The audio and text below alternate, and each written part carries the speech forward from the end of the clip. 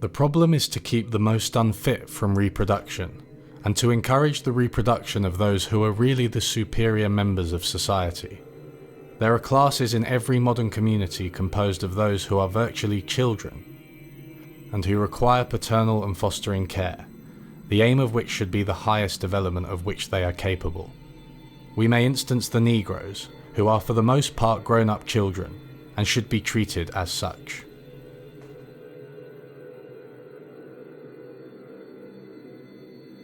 Consider the Negro as a neighbour.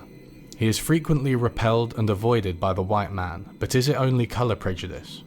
On the contrary, it is because the Negro family is, on average, a loose, morally lax group, and brings with its presence a rapid rise in crime and vandalism. No statutes, no sermons, no demonstrations will obtain for the Negro the liking and respect that sober virtues commend. And the leaders of Negro thought, they blame the crime and immorality upon the slums and the low income, as if individual responsibility could be bought with $1,000 a year.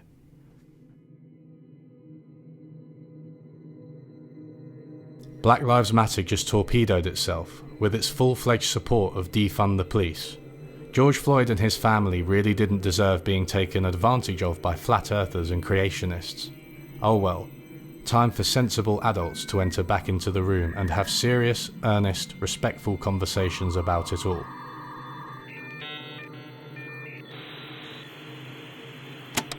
Hi everyone. So with the recent wave of Black Lives Matter protests, the economics profession has been undergoing a kind of reckoning with its long-standing race problem, and extra emphasis on the kind of there.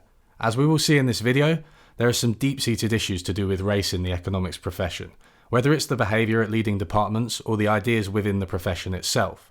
The economist Carolina Alves kindly agreed to contribute to this video throughout. Any mistakes are of course my responsibility. The American Economic Association recently released a statement condemning racism and calling for the discipline to increase its frankly abysmal representation of black people. They state, as documented in our 2019 survey, only 3% of the profession identifies as black, compared with 13% of the US population, and almost half of black respondents reported experiences of discrimination in economics. Only 45% of all survey respondents, regardless of race, believe that economists who are not white are respected in the field.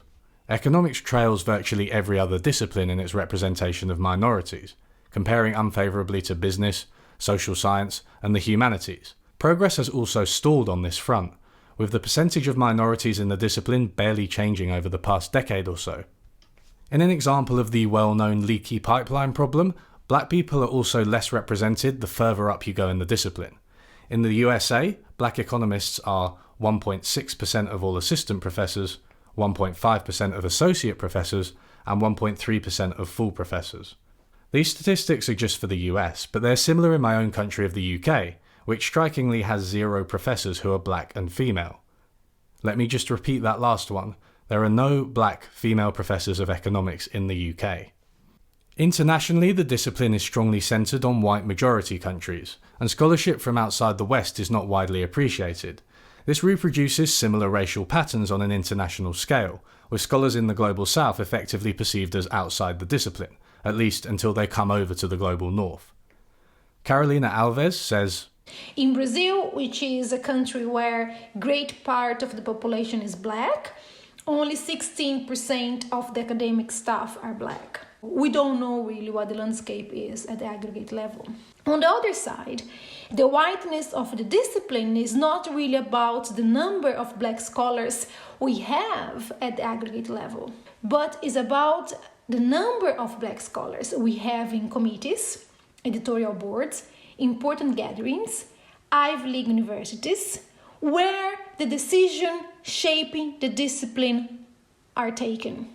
This all leads me to my first proposition, and it's a controversial one, so brace yourselves. Your discipline will reflect the experiences of the people who comprise it. From 1990 to 2018, the top journals in economics published less than 0.5% of their papers about race or ethnicity. Black authors are more likely to study race-related issues and are also more likely to report a finding of discrimination against black people.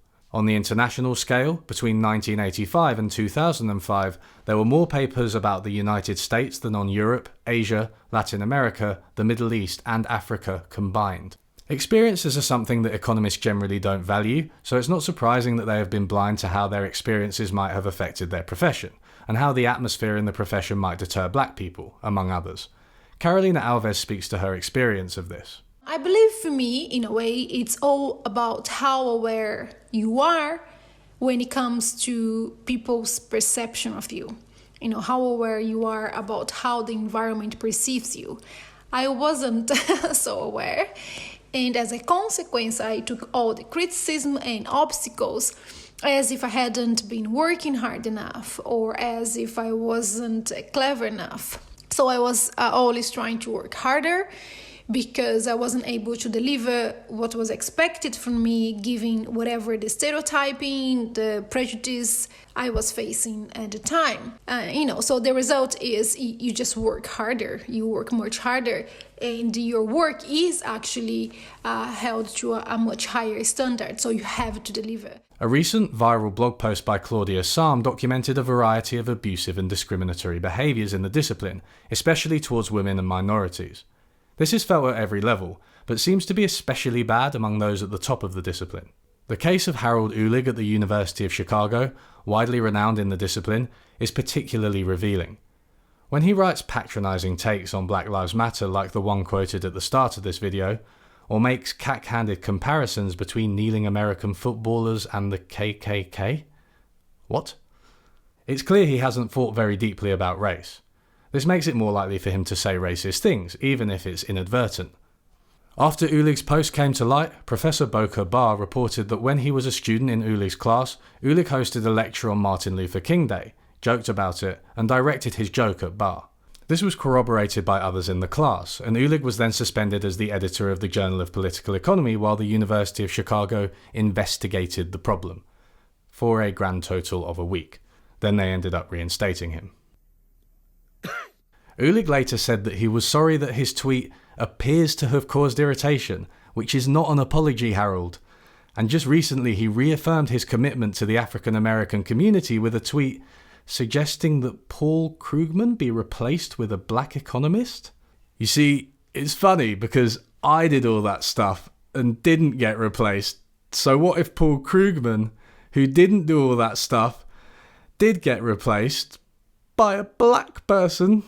Do you see the joke? You fucking idiot. This all leads me to my second proposition. If you do not actively push against racist tendencies, you will perpetuate them.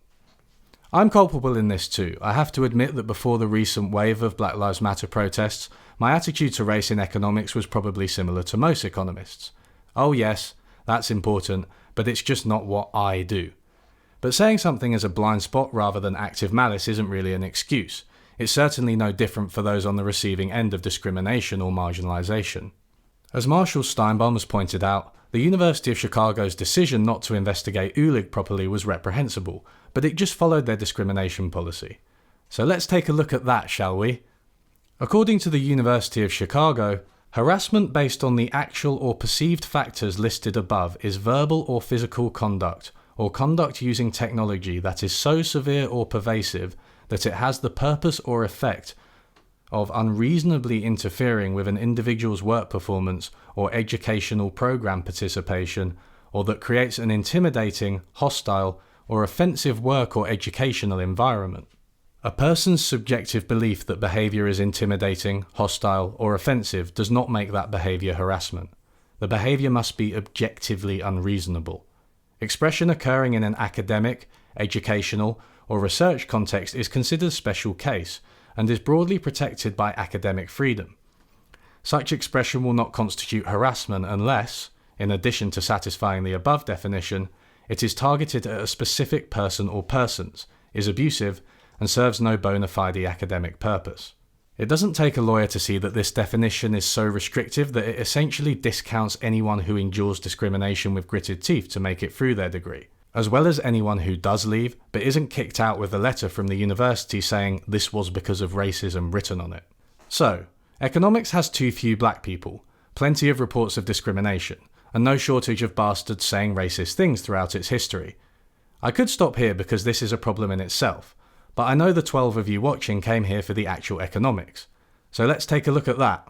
In my view, I don't think mainstream economic theory treats race in an adequate way, and I don't think actually the mainstream economic theory trying to solve the problem of racism and the problem of racist society in the first place. Quite honestly, I would risk saying that mainstream economic theory does not have a theory of discrimination.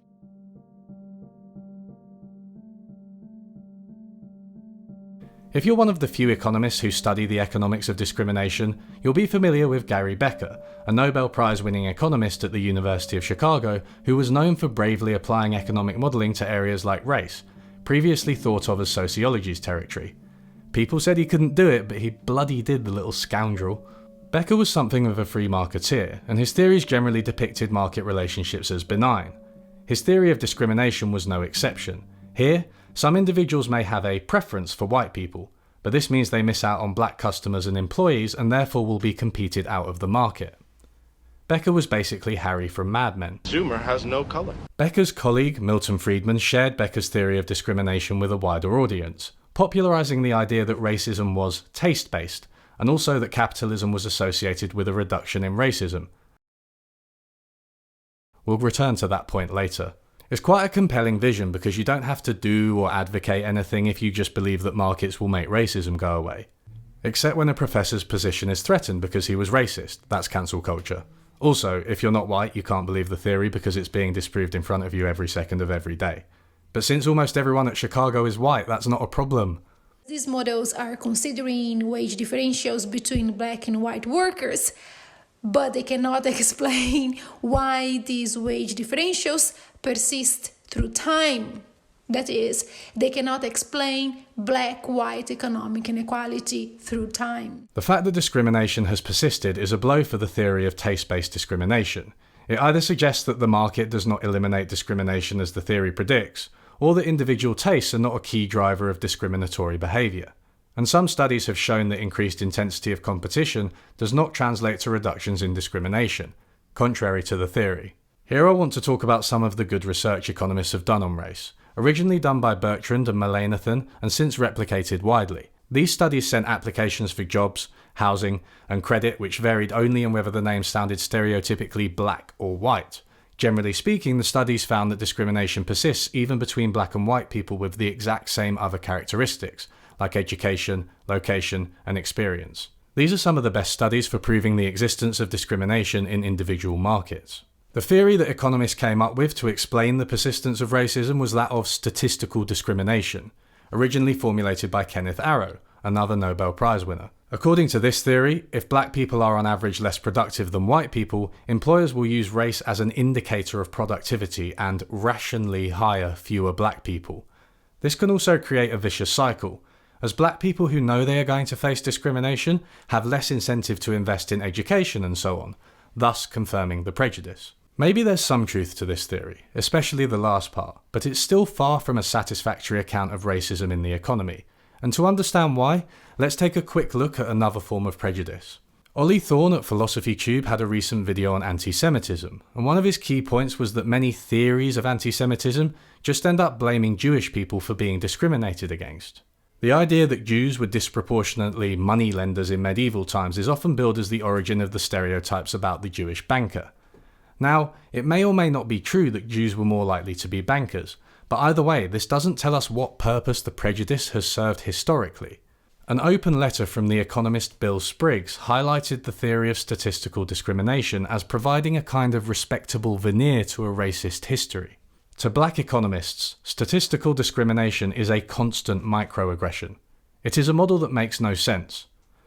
How does a model assume that an entire set of actors, observing the infinite diversity of human beings, all settle on race as a meaningful marker independent of history, laws, and social norms, and, miraculously, those same rational actors use statistical methods to find only negative attributes highly correlated with race? The fact that far too many economists blindly agree that negative attributes correlate to being African American and cannot see that relationship to police officers assuming all black men are criminals is stupefying. Remember George Stigler's quote at the start of this video? He stated that African Americans were avoided by white people because they were, on average, a loose, morally lax group. This is just the theory of statistical discrimination. Yes, it's stated in some of the grimmest language possible, and if you're like Arrow, by which I mean basically a nice person, you can be much more careful with your wording. But as Carolina Alves points out, you always come across that kind of implied view that blacks are inferior into proving otherwise. There's always in these models, in this approach, something deficient about black people. Even in the case of human capital theory, we have also this association of race with productivity, the statistical discrimination. This is also complicated because it still fails to explain why more black are poor than white. In human capital theory, we also can see this burden shift to, we have to raise the personal human capital by investing in education, in training, so black people, they can have occupations with higher level of productivity, and then with, of course, high wages. But this process of how that's happening, or why black people, they actually don't have a good education and training in the first place, is not, again, explained properly. And the contradiction here is also with studies that actually look into black people who actually had a good education and training, and we still see a wage gap. Kyle Moore gives a good example of the benefits racism can have for the powerful. For employers, racial wage or occupational differentiation among employees reduces their capacity for collective bargaining. So long as white workers maintain a higher wage or occupational rank relative to black workers, their relative superiority can be enough to suppress more extensive workplace demands. In their article on the economics of discrimination, Kevin Lang and Ariella Can-Lang-Spitzer note that economists' obsession with individualistic explanations and statistical identification precludes the study of systems.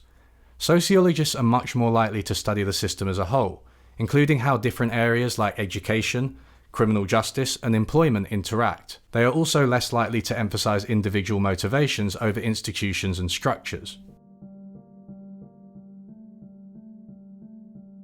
Too often, economist theories of race have served as an excuse to ignore it, whether through the belief that it will go away naturally, or the belief that it is just the normal operation of individuals in the marketplace.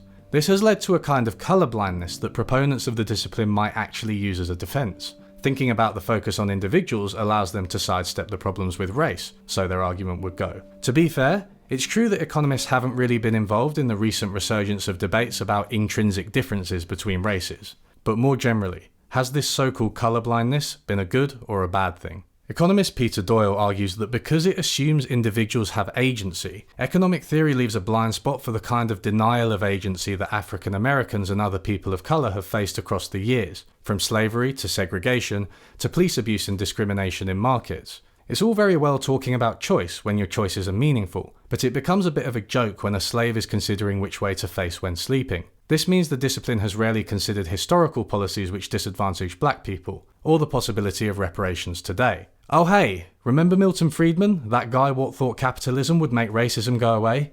Here he is defending colonialism.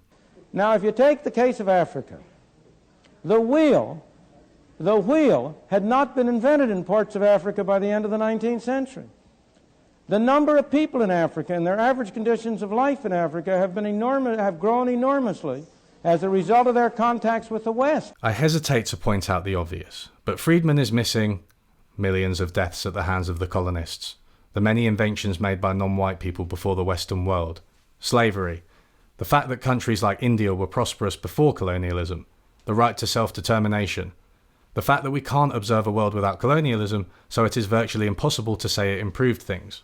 Now, this was a few decades ago, so maybe we can excuse Friedman a little, as some of the truths about colonialism were less widely known back then, or at least hadn't reached the University of Chicago. But the new core textbook, which is the economics profession's main answer to the recent crisis in its teaching, barely mentions the British Empire, and teaches us that though Britain chose capitalism, in other economic systems, some human beings, slaves, were private property. Britain chose capitalism, and as an entirely separate decision, other economic systems chose slavery. Okay. And here I would like to mention our author called Robin Blackburn, that I think every single economist should read to get our story about slavery, about capitalism, about development, get it straight. And the first book is The Making of New World Slavery, and the second book is The Overthrow of Colonial Slavery. These are must-read for any economist, regardless the subfield within economics. I mentioned sociology earlier, and when researching for this video I found a paper which highlights sociology's pluralist approach as a reason sociologists have had quite a lot to say about discrimination, beyond the statistical versus taste-based dichotomy. Sociology includes researchers who analyse large N observational data, as demographers do, who observe organisations, neighbourhoods and villages ethnographically, as anthropologists do, who conduct either laboratory or field experiments, as psychologists do, and who examine historical documents through close readings, as historians do. Does the need for quantification prevent economics from addressing issues such as racism? Firstly, a field historically dominated by white people is less likely to gather quantitative data on issues that affect black people only. Secondly, it may be that some issues are just not possible to study quantitatively. A full general equilibrium model of systemic racism is certainly not forthcoming. Racist behaviour by individuals is enough reason to be angry, but theories about racism which have excused the discipline, often under the veil of objectivity, science, and colorblindness, have allowed race to go unaddressed for too long. Economics definitely needs to address issues of discrimination and representation with proper policies and accountability for the people who violate these. So too, the research methods themselves need to embed issues of race and ethical consideration, but there also needs to be a wider acceptance of a broad range of methods, because existing ones push out marginalised people as well as ideas. Thanks for watching this video. If you enjoyed it, why not like and subscribe? Thanks to Carolina Alves once more for her thoughtful contributions, and I'm going to put a bunch of organisations devoted to addressing the race issue in economics below.